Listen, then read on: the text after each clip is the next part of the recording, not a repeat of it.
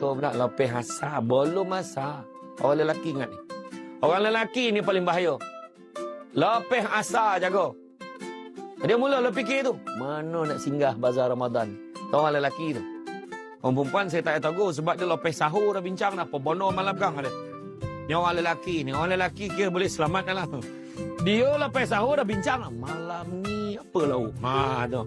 Orang perempuan dia lebih awal daripada tu. Dia biasa advance. Nabi lepeh yang berbuka. Nabi lepeh yang asar.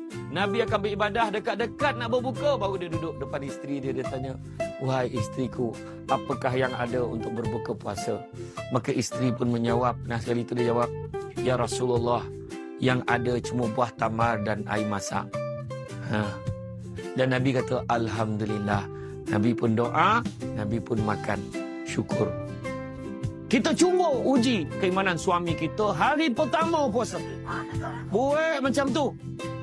Makanan dah ada, tapi suruh dulu. Nak uji keimanan suami.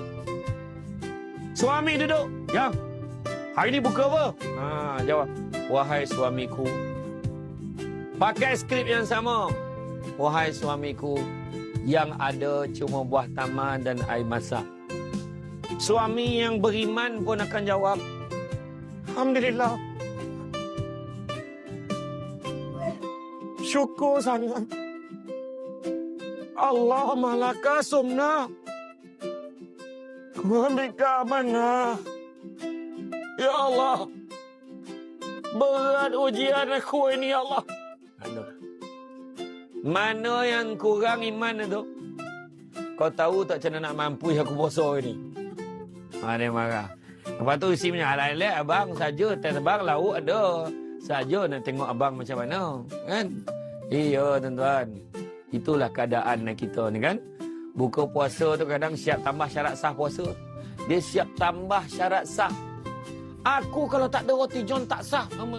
Sejak bila pula syarat sah buka puasa tu kena ada roti john? Jangan menambah-nambah tu.